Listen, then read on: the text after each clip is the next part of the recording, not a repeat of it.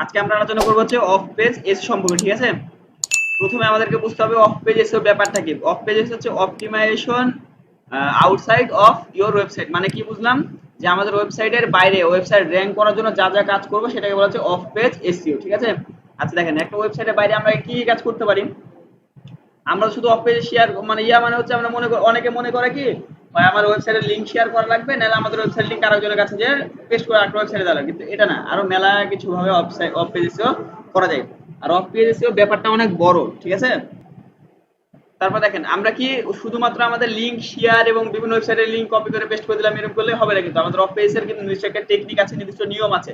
আমরা যদি of page এসেও করি কিন্তু ভুলভাল করি, আপনারা যে লিংক শেয়ার করলে কিংবা লিংক অ্যাড করে দিলে যে অফ পেজে হবে না এমনটা কিন্তু না, হবে, কিন্তু সেটা ভুল হবে, বুঝছেন। ওই 2 থেকে 2 যোগ করলে 5 এটা কি অ্যান্সার হবে না, অ্যান্সার কিন্তু ঠিক হবে কিন্তু অ্যান্সারটা ভুল হবে। তাই ওই অবশ্যই অফ পেজে করার সময় আপনাকে কিছু নিয়ম মেনে কাজ করতে হবে, নাহলে অফ পেজে যদি আপনি ভুল করেন আপনার ওয়েবসাইট ভালো হওয়ার চাইতে হিতে বিপরীত হয়ে যাবে, ঠিক আছে। আচ্ছা, প্রথমে আমরা জানতে হবে যে আমরা অফ পেজ এসইও করতে পারি কোথায় কোথায়। অফ পেজ এসইও করার মেলা জায়গা আছে, প্রায় 20-25টা নিয়ম যদি বের করা যায় 20-25টা জায়গার মাধ্যমে আমরা অফ পেজ এসইও করতে পারি, কিন্তু মেজর কিংবা বেসিক কিছু নিয়ম আছে, মানে বেসিক না, মানে মেজর কিছু আছে যেগুলো আমরা করলে সবথেকে ভালো পারফরমেন্স দেয়। তার ভিতরে যে এখানে কয়েকটা আমরা দিয়েছি, ঠিক আছে। যেগুলো পারফরমেন্স দেয় কিন্তু খুব কম সেগুলোতে আমরা হাত দেবো না, শুধু আমরা যেগুলো জাস্ট ভালো কাজ করে কিংবা ভালো পারফরমেন্স করে সেগুলো আমরা শিখবো, ঠিক আছে। আচ্ছা, প্রথমে দেখেন কি search engine submission. Search engine submission মানে আপনাদের কি মনে হচ্ছে, সার্চ ইঞ্জিন সাবমিশন ব্যাপারটা কি হতে পারে। সার্চ ইঞ্জিন সাবমিশন মানে হচ্ছে আমরা আমাদের ওয়েবসাইটকে গুগলে সাবমিট করব এবং মানে গুগলকে পারমিশন দেব যে এখন কেউ যদি আমার ওয়েবসাইটের কোনো কিছু টপিক নিয়ে সার্চ দেয় তুমি চাইলে আমার ওয়েবসাইটটাকে র‍্যাঙ্ক করাইতে পারো। সার্চ ইঞ্জিন শুধু গুগল, ইয়াহু আছে, বিং আছে, ডাকডাকো আছে, আরো মেলা মানে সার্চ ইঞ্জিন আছে। তবে মাথায় রাখবেন যে যেহেতু গুগলের ইউজার সব থেকে বেশি, সেক্ষেত্রে আমরা গুগলে শিখবো, কারণ গুগলের সার্চ ইঞ্জিন মানে গুগল করে গুগলের ইউজার যেহেতু বেশি, আমার ওয়েবসাইট অডিয়েন্সও বেশি আসবে, তাই আমরা গুগলটা শিখলে হবে, ঠিক আছে। আচ্ছা, তাহলে আমরা সার্চ ইঞ্জিন কোথা থেকে সাবমিশন করা শিখবো। এখানে আমাদের একটা টপিক আছে সুন্দরভাবে আলোচনা করা আছে, হ্যাঁ। এই যে Google search console. Google search console হচ্ছে গুগলের সার্চ ইঞ্জিনে সাবমিট করার জায়গা। আমাদের ওয়েবসাইট কোথায় সাবমিট করতে হবে, গুগল সার্চ কনসোলে সাবমিট করা লাগবে, ঠিক আছে। তাহলে কি হবে, গুগল সার্চ কনসোল যখন আমাদের ওয়েবসাইটে সাবমিট করব, তাহলে তখন গুগল ভেবে নেবে যে আচ্ছা ঠিক আছে, সে সার্চ কনসোল সাবমিট করেছে মানে সে আমাকে পারমিশন দিল যে আমি চাইলে এখন তার ওয়েবসাইটটা গুগলে শো করাইতে পারি, ঠিক আছে। বুঝতে পেরেছেন তো নাকি, আমাদের সার্চ ইঞ্জিন সাবমিশন ব্যাপারটা কেমন হবে। আমরা গোটা গুগল সার্চ কনসোলে গোটা একটা ক্লাসই করব, মানে একটু ব্যাপারটা টেকনিক্যাল বিষয়, তো আপনাকে বোঝা লাগবে ভালো মতো, নাহলে বুঝতে পারবেন না। আচ্ছা আচ্ছা, তারপরে কি আছে, ইমেজ সাবমিশন। ইমেজ সাবমিশন মানে আপনারা কি বুঝছেন। আচ্ছা, ইমেজ সাবমিশনের ব্যাপারটা আমি ক্লিয়ার করি। আমরা অনেক ওয়েবসাইট থেকে ইমেজ দিই না, যেমন শাটার স্টক বলেন, তারপর হচ্ছে পিক্সেল আছে, পিক্সেবে আছে, তারপর হচ্ছে ফ্লিপিক আছে, আনফ্ল্যাশ আছে, এরকম অনেক ওয়েবসাইট আছে না, এইসব ওয়েবসাইটে কিন্তু ফ্রিতে ইমেজ ডাউনলোড করা যায়। আচ্ছা, এবার দেখেন, যারা ফ্রিতে ইমেজ ডাউনলোড করাচ্ছে মানে কিংবা ডাউনলোড করতে দিচ্ছে, ওরা কি এমনি এমনি দিচ্ছে, ওরা কিন্তু এমনি দিচ্ছে না। ওরা কি কি করে, আচ্ছা ওখানে আমরা কি করে, তারা তাদের ইমেজের সাথে সাথে তাদের যে টাইটেল, আমরা একটা পোস্ট করা কি হবে, একটা টাইটেল দেয়, ডেসক্রিপশন দেয়, লিংক দেয়, হ্যাশট্যাগ দেয় না। ইমেজ সাবমিট করার সময় ওখানে তো ডেসক্রিপশন দেওয়ার অপশন থাকে, ওখানে তো টাইটেল দেওয়ার অপশন থাকে, ওখানে তো লিংক দেওয়ার অপশন থাকে, ওখানে হ্যাশট্যাগ দেওয়ার অপশন থাকে না, কারণ তারও তো ইমেজটা র্যাঙ্ক করাইতে হবে। তখন সে কি করবে, যে মনে করেন আপনি একটা গ্রাফিক ডিজাইনার কিন্তু আপনি একটা ডিজিটাল মার্কেটার হিসাবে কিছু ইমেজ সাবমিট করলেন, সেখানে আপনাদের পোর্টফোলিও ওয়েবসাইট, সেই পোর্টফোলিও ওয়েবসাইটে একটা লিংক পেস্ট করে দিলেন, সেখানে ব্যাকলিংক হবে না। যখন কোনো ব্যক্তি সেই ওয়েবসাইটে যাবে, আপনার ইমেজটা দেখবে, সে যখন ডিটেলসে ক্লিক করবে, কারণ আপনার ওয়েবসাইট আছে, আপনার ওয়েবসাইটের লিংকে ক্লিক করতে পারে না, তার মানে আপনি একটা ব্যাকলিংক পাইলেন না সেই ওয়েবসাইট থেকে।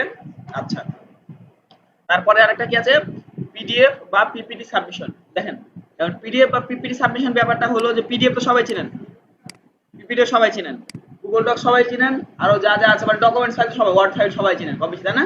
আচ্ছা, এগুলো কি করে, অনেক ওয়েবসাইট আছে যেগুলোকে আমরা এগুলো সাবমিট করি, দেখবেন আপনার মাঝে মাঝে সার্চ দিবেন, যে পিডিএফ লিখে সার্চ দিবেন, এই যে ডিজিটাল মার্কেটিং পিডিএফ লিখে সার্চ দিবেন,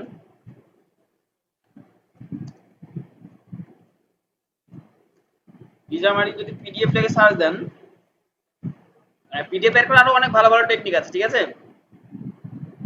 পিডিএফ এখানে একটাও আসে নাই, আচ্ছা আমি লিখছি।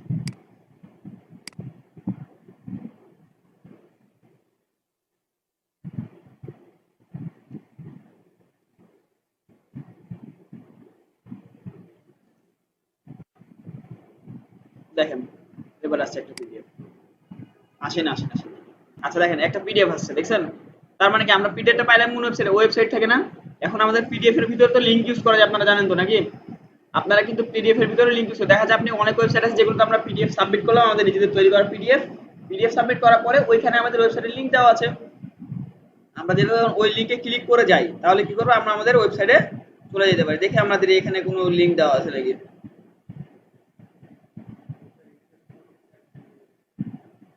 হতে পারে, বলা যায় না।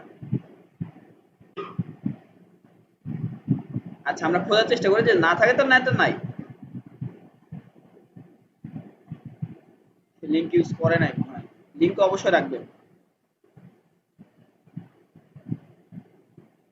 আচ্ছা অনেক খোঁজাখুঁজি করা লাগবে, যদি লিংক নামে না পেলাম সমস্যা নেই।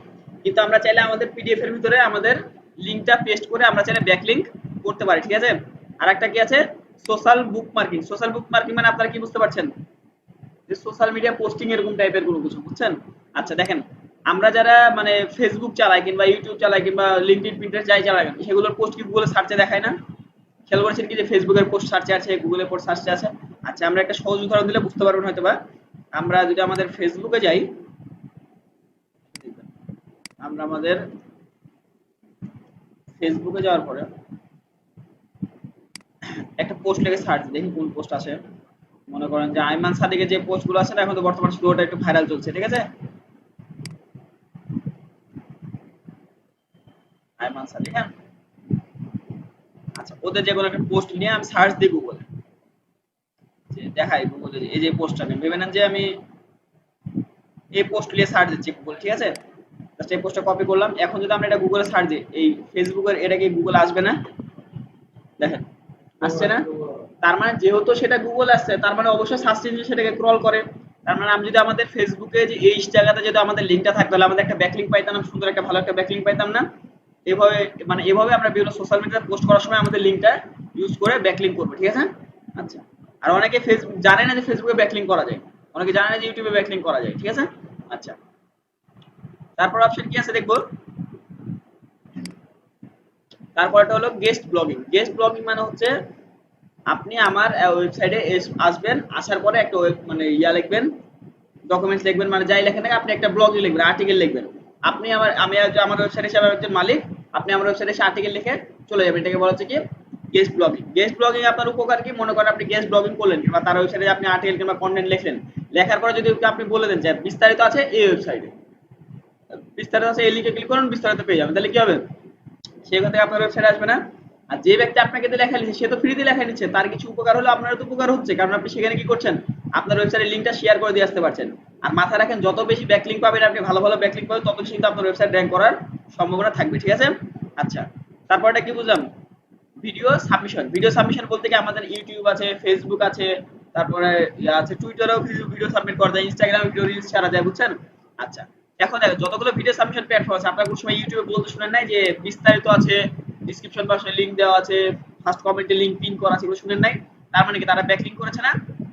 অবশ্যই ভিডিও সাবমিশন যেগুলো প্ল্যাটফর্ম আছে সেগুলো চাইলে আমরা ব্যাকলিংক করতে পারি। তারপরে কি লেখা আছে, কোশ্চেন এন্ড অ্যান্সার সাবমিশন। এটা কিন্তু অনেক সহজ, আপনাদের কিন্তু শিখাইছে অলরেডি।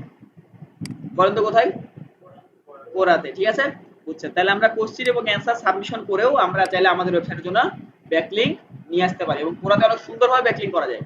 মনে করেন কেউ জিজ্ঞেস করলো আমাদেরকে নতুন কিছু একটা বানাইছে, কেউ জানে না, আপনি ব্যাপারটা জানেন, সে কোশ্চেন করেছে, আপনি অ্যান্সার দিলেন, অ্যান্সার অল্প একটু দিবেন, জাস্ট মানে গোটাটা দেওয়াতে অল্প একটু দিবেন যাতে বুঝতে পারে, বুঝতে পারার পরে বলবেন আপনি যদি এই ব্যাপারে আরো বিস্তারিত জানছেন, এই লিংকে ক্লিক করে আপনি যে বিস্তারিত পড়ে আসতে পারেন, সমস্যা নেই, ঠিক আছে না? তাহলে কি আপনার ওয়েবসাইট কি ব্যাকলিংক পাইলো না? আচ্ছা তাহলে বুঝতে পেরেছেন যে আমরা অফ পেজ এসইও এর ব্যাকলিংক মানে অফ পেজ এসইও গুলো কিভাবে করব। প্রথমে আমরা দেখবো সার্চ ইঞ্জিন সাবমিশন, তারপরে ইমেজ সাবমিশন, তারপর যে PDF, PPT, social bookmarking, guest blogging, video submission, তারপর হচ্ছে কোশ্চেন এন্ড অ্যান্সার। যেহেতু আমরা ভিডিও সাবমিশন অলরেডি এর আগে দেখেছি, কোশ্চেন অ্যান্সারও দেখেছি, ঠিক আছে? আচ্ছা তাই এই দুটো আমরা শিখবো না। কোশ্চেন অ্যান্সার দেখেছি না, কোরাতে দেখেছি না? তারপর আমরা ভিডিও সাবমিশন আমরা ইউটিউবে আমাদের ডেসক্রিপশনে ওটা দেওয়া শিখেছি না? আচ্ছা তারপরে এখন আমাদের শেখা দরকার কি, সোশ্যাল মিডিয়া বুক মার্কিং। এটাও আমরা জানি যে ফেসবুক, ইনস্টাগ্রাম কিভাবে আমরা লিঙ্ক পেস্ট করতে পারি।